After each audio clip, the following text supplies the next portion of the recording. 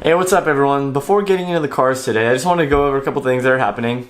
So I don't know if you guys saw in the last video, towards the end, or at the end actually, during the canyon drive, my car was overheating and I showed my overflow tank. I have a little flashback. Water would flow out of the radiator into the overflow tank, so as you can see my overflow tank is full right now, and it shouldn't be full. So yeah, anyways, with my overflow tank, it was overflowing. I've replaced my thermostat. All the hoses are good, the radiator's good. I've bled the system 4 different times now. I replaced the radiator cap as well. I'm gonna replace the expansion cap too, but I really doubt that's the issue. The only other thing I can think of are bad head gaskets or stretched head studs, so either way, not a good thing. I was doing some research on the forums and that was kind of the general consensus. Even after doing compression tests, some people were not, like their car would pass the compression test with good compression on their cylinders. It didn't show through that, so I'm starting to think that I'm gonna need new head gaskets and head studs pretty soon. Normally that's not the end of the world or like a huge deal, but being a boxer engine, the engine does have to come out of the car to be able to touch it. There are a couple ways to do it, but I'd rather do it the right way. And honestly, so you guys see in my videos that we work on the cars in the garage at my house. I actually don't park in that garage, my parents do, it's not mine. So my cars live outside, so I have to borrow the garage from them pretty much when I want to work on the cars. So usually it's when they're at work and I don't have class or I'm not at work that time. So our schedules kind of fit where I can use the garage while they're gone. But yeah, I don't leave my cars in there overnight or for long periods of time. Except for the case with the Nissan because it didn't have an engine, but there were some other things going on during that time, so it wasn't an issue. So yeah, anyways, back to the EJ. I honestly wouldn't do that work myself, so I have a couple options here. I either sell the car before things get worse, because on the street I'd have no problems with the car. No overheating, no overflow issues. The car is totally normal. It's not till you start getting on it and taking corners hard that the heads start to, you're putting the engine under a lot of strain, so that heads start to kind of stretch up from the block a little bit, like very slightly obviously, but enough where pressure is escaping the engine and pressurizing the cooling system, which is then causing the cooling system to escape the radiator into the overflow and then out into the ground. So either way, not a good thing.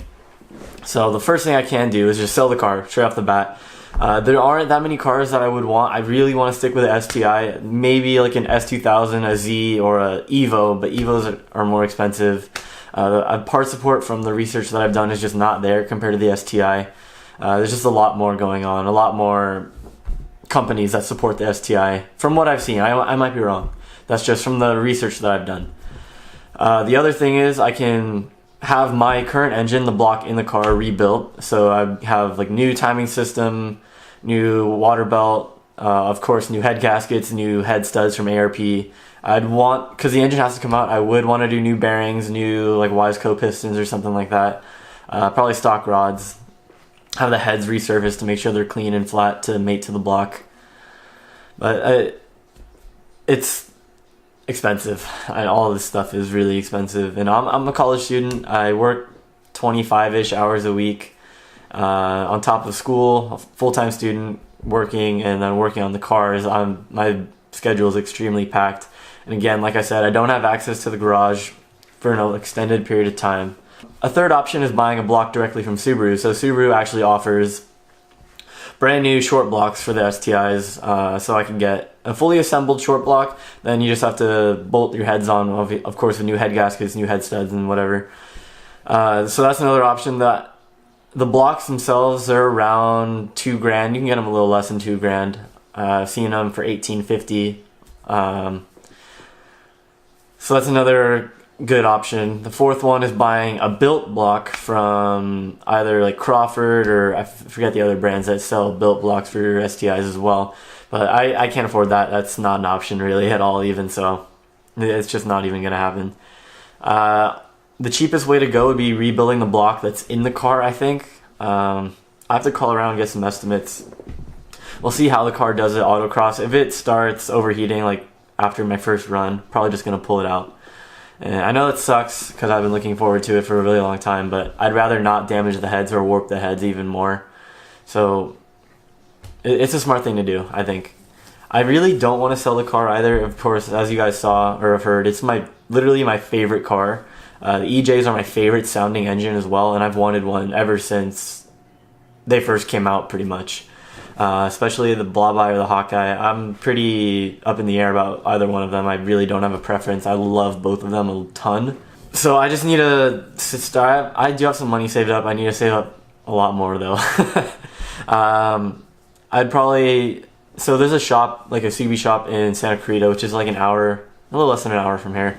But that's like SoCal's go-to CB shop. They build STI race cars, whatever Subaru race cars. They're really known around here for doing really good work. They do everything, like engine builds, installs, maintenance, dyno tuning, pro tunes for Cobb Access ports. So they're a really comprehensive shop. I've read a ton of good things, and I've seen their actual build cars or race cars, and they're amazing. They do a lot of aero testing and everything, track days, so they know what they're doing, they know what they're talking about, and from what I've read, they don't BS you. So that'd probably be the shop that I'd take my car to have the work done. Now, on a more positive note, I do have a new Instagram for the STI. It's called _lightning STI. If you guys have seen on the back of the STI, I do have a lightning bolt on the rear windshield. I don't know. My dad liked lightning bolts. I was always interested in them. I don't know. I just like how they look. I thought they were always cool, like the Gatorade logo too.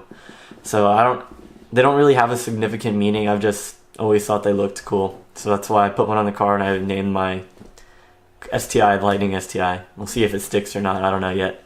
But yeah, I've been posting about 1 photo a day there, so it's pretty cool. With this talk out of the way, I do have some StopTech stainless front and rear lines and some modal fluid to put in the car just to get it ready for autocross. See, I'm pretty nervous about the head gasket issue. If it even is, I mean, there's a slight chance it could be the radiator expansion cap or the cooling expansion cap, but I highly doubt it is. I'm pretty sure it's going to be the head gaskets. My car is 116,000 miles, which is not even that high, but for an STI, I've read about issues coming up during that mileage. So it is a possibility, a very high possibility, that it could be my head gaskets or my head studs. It's unfortunate, but there's not really anything I can do about it except get it done or get rid of the car, which I really don't want to do. So I'm kind of stuck.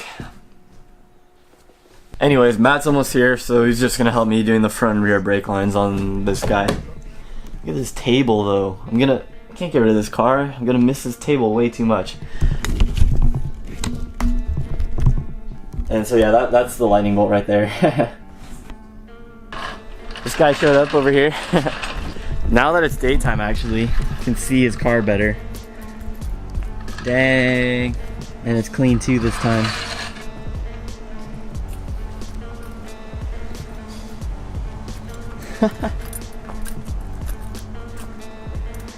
Your front lip is still on. Hasn't been dragged off yet.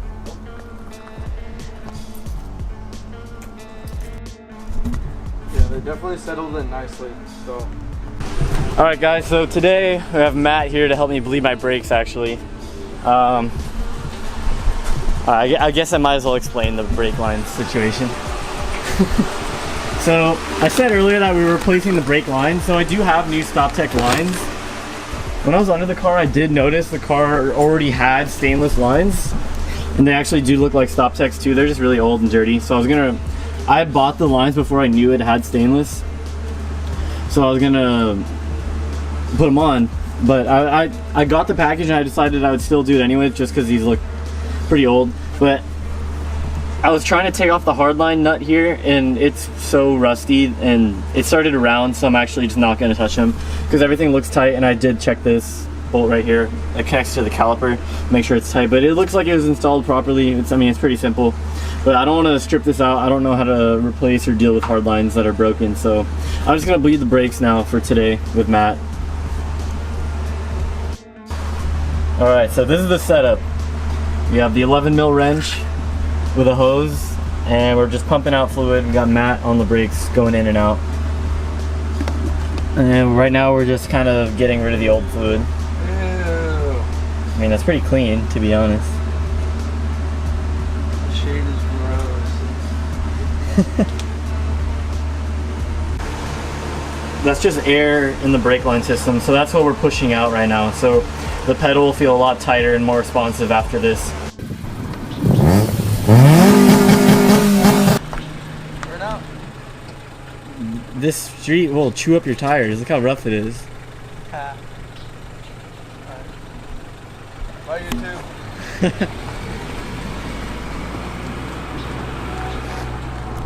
Alright, so the car's brakes are ready now. We didn't do the lines because of the rust issues. I didn't want to deal with that. It'd become a bigger problem that it's not worth it. It's already had stainless lines, so it's whatever. But fresh fluid in, pedals tight, ready to go. So as always, thank you guys for watching the video, and I will see you in the next video. If you haven't already, checked out my Instagram. They're both my personal and the STI accounts will be linked in the description. And I will see you guys in the next video. Peace out. The only other thing that I can think of is a bad the other thing I can think of are bad